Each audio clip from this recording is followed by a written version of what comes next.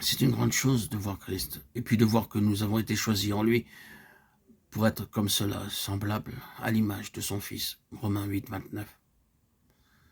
La première représentation de cette pensée, de cet esprit, de ce cœur, de cette volonté de Dieu, fut le Fils. Et le Fils n'a pas été créé, mais engendré. L'homme a été créé pour être rendu conforme à l'image du Fils. Mais le Fils n'a pas été créé. Il a été le seul engendré du Père. L'unique, le seul. Celui qui renferme tout en lui. Celui qui a rendu un test probant. Ce ne sont pas simplement des mots. Dans la création, selon Dieu, il n'y a rien d'autre que ce qui est de Christ. Il est important de réaliser cela. Cela gouvernera dans une bonne mesure ce que nous pouvons encore avoir à dire. Grâce à Dieu, vous et moi, nous ne serons pas comme nous sommes. Ce ne sera pas Christ d'un côté et nous. Tout sera Christ. C'est-à-dire Christ sera tellement exprimé corporativement que la question de la divinité, mise à part l'essence morale et spirituelle de Christ, régira de façon absolue tout autre élément dans l'univers. Ce sera Christ dans ce sens-là, un grand Christ corporatif, collectif, universel.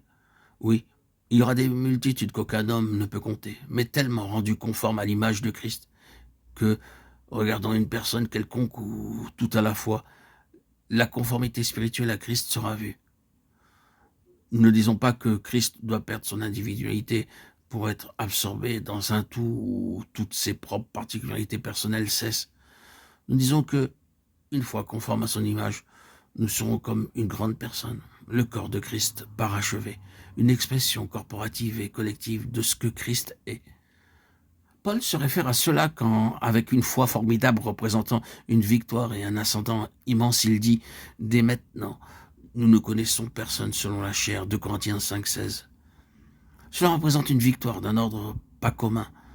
Dans nos rapports avec les enfants de Dieu, par exemple, Paul veut dire que malgré tout ce que nous pouvons trouver comme inconsistance et échec en raison de ce qu'ils sont par nature, nous devons focaliser toute notre attention sur le Christ en eux, et parce qu'ils sont à Christ, et qu'il est en eux, faire de sa présence en eux le terrain de toutes nos relations avec eux. Gardons nos yeux éloignés de tout le reste. Nous devons les connaître selon Christ et non selon la chair. Cela ne sera pas difficile dans les âges à venir, car alors il n'y aura rien d'autre que ce qui est de Christ en nous. Nous verrons Christ dans l'autre. Nous serons rendus pleinement conformes à son image. Que le Seigneur hâte ce jour. Quel Christ! Voyez sa position dans le dessein de Dieu. Considère le Christ éternel et universel embrassant tout, excluant tout ce dont le caractère est impropre pour Dieu, et qui ne procède pas de lui, incluant lui-même en tant que Fils tout ce qui est devenu conforme à son image. Le Christ, renfermant toute la création, car toutes choses ont été créées pour lui. Elles seront à lui, mais comme moralement purgées et rendues convenables pour lui.